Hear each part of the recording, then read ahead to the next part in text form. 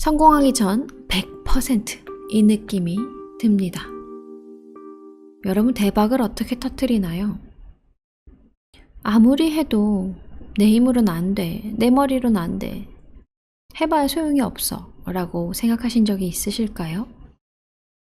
한 작가는 새벽 책상 앞에 앉아서 계속해서 난 안 돼 라고 중얼거렸습니다. 몸으로 때우는 거면 몸이 부서져라 수백 번이고 수천 번이고 해보겠는데 머리까지 안 돌아간다고 생각하니까 너무 절망스러웠던 거죠. 쪽방은 너무 추웠고 냉기가 뼛속까지 파고들었습니다.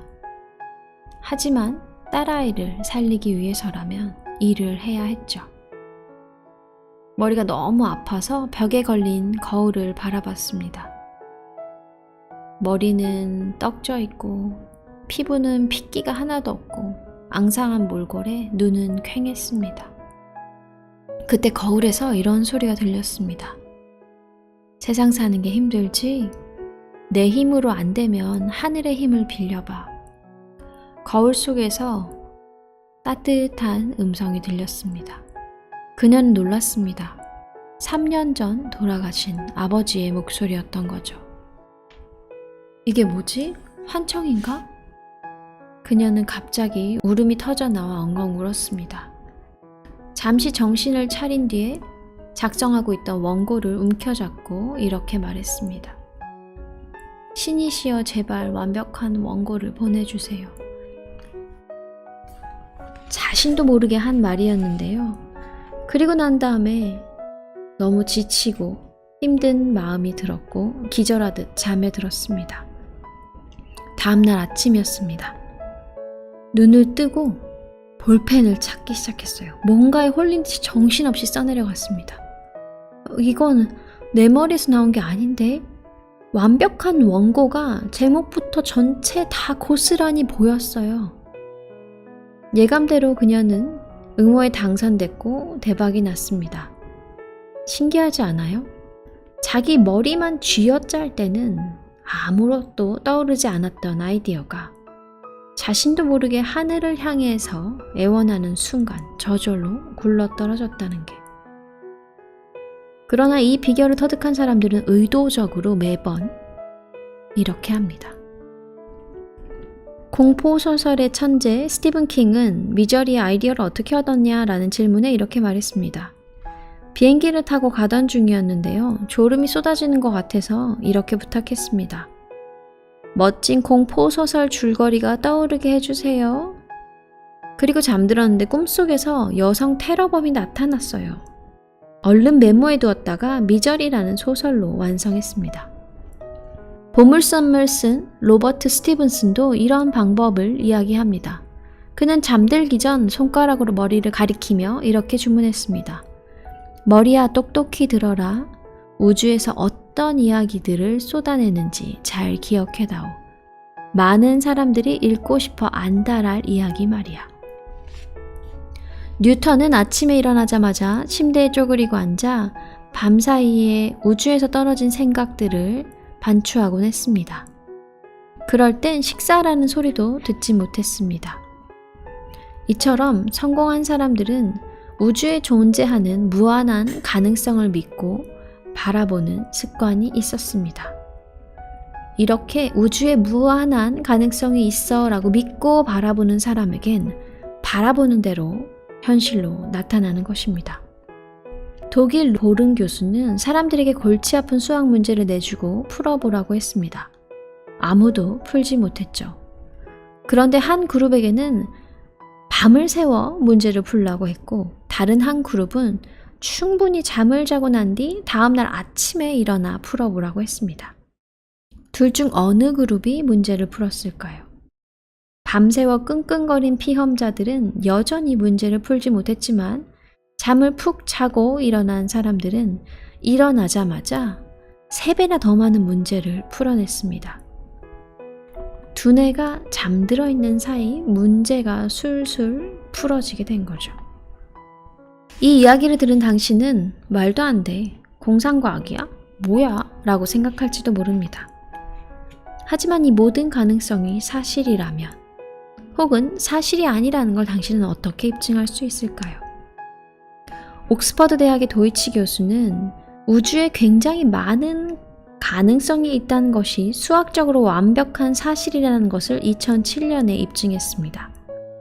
프리스턴 대학과 UCLA 대학 등 수많은 과학자들도 수많은 가능성들이 있는 평행 우주의 존재가 수학적으로 딱 들어맞는다고 말했습니다. 천체 물리학의 천재 스티븐 호킹 박사도 동의했습니다. MIT의 물리학자 구스 교수는 이 우주엔 정말 많은 가능성이 있다. 다른 우주엔 똑같은 얼굴을 가진 또 다른 당신이 살고 있을 수도 있다. 라고 말했습니다. 노벨 물리학상 수상자인 와인버그는 이런 가능성들을 라디오 채널에 비유합니다. 당신이 살고 있는 공간은 여러 나라의 수십 개 방송국에서 송출한 수백 가지 전파로 가득해요. 당신은 그중 딱 하나만 선택할 수 있어요. 나머지 전파들은 가능성으로만 존재하다가 당신이 채널을 돌릴 때 현실로 나타납니다. 여기까지 듣고도 무슨 소리야? 라고 일축할 사람들이 있습니다. 이 사람들의 가능성의 문은 그 순간 완전히 닫혀버리게 됩니다. 하지만 가만히 생각해 보세요. 당신의 머릿속에 들어있는 건 뭘까요? 어릴 적부터 가정, 학교, 사회에서 배우고 체험한 것이 전부입니다. 그 좁은 내용의 생각들을 굴리고 더하고 곱해서 내는 생각들이 당신이 가진 생각의 전부입니다. 그런데도 그게 틀림없는 사실이라고 믿고 그 믿음의 틀 속에 틀어박힌다면 그건 과연 지혜로운 걸까요? 우리는 이 넓은 우주의 사막의 모래알보다 작은 사고의 틀 안에 숨어 있는 걸지도 모릅니다. 그럼 우리는 성공하기 위해서 이런 사실을 어떤 식으로 반영해야 할까요? 이렇게 말하는 겁니다. 우주의 모든 물음에 대한 해답이 들어있어. 우주엔 완벽한 두뇌가 존재해. 이렇게 좁은 마음을 활짝 열고 우주의 모든 가능성을 바라보는 것입니다. 이것이 바로 당신이 성공할 수 있는 확률을 획기적으로 높이는 비결입니다. 실제로 새롭고 기발한 아이디어로 성공한 사람들에게 물어보면 대답은 한결같습니다. 갑자기 뚝 떨어졌다는 거죠. 어디에서 떨어졌을까요? 그 아이디어가. 우주에서 떨어졌습니다. 해리포터 시리즈로 단숨에 세계적인 거부가 된 작가 롤링은 기자들이 어디서 영감을 얻으셨나요? 라고 했을 때 이렇게 답했습니다. 마치 누군가 내 머리에 아이디어를 확 집어넣는 것 같았어요. 아이디어가 전개되는 걸 선명하게 볼 수 있었어요. 나는 보았던 걸 적어놓은 것 뿐이에요. 러시아의 작곡가 차이콥스키도 이런 말을 했습니다. 작품에 대한 아이디어가 갑작스럽고 돌발적으로 떠올랐어. 아이디어는 놀라운 힘으로 땅을 가르고 솟아올라 가지와 잎을 내밀며 꽃을 활짝 피워. 그것들을 생생하게 보고 옮겨 적었다는 거죠. UCLA 연구진들이 천재들의 두뇌를 촬영해보니 그들이 뭔가를 깊이 생각하는 순간 두뇌 에너지가 뚝 떨어졌습니다. 보통 사람들은 깊이 생각할 때 두뇌 에너지가 급증하는데 천재들은 두뇌를 열어놓고 우주에서 아이디어를 얻으니 많은 에너지를 소모할 필요가 없었던 거죠. 에이, 난 이런 거 안 믿어. 라고 가능성을 닫히면 당신의 지능도 닫혀버립니다. 자, 이제 이런 느낌을 받아보세요. 아이디어가 우주에서 떨어져. 우주에서 무수하게 떠다니는 온갖 새롭고 기발한 아이디어들이 다 내 거야. 내가 선택할 수 있어.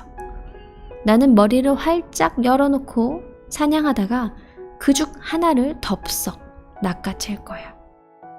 아인슈타인은 한 가지 문제에 몇 달 혹은 몇 년씩 몰입합니다. 아인슈타인은 이렇게 말했습니다. 천재들은 한 가지 문제에 몇 달 혹은 몇 년씩 몰입합니다. 아인슈타인은 이렇게 말했습니다. 난 머리가 좋은 게 아니야. 그저 문제를 오래 생각할 따름이지. 우주엔 완벽한 두뇌가 존재하거든.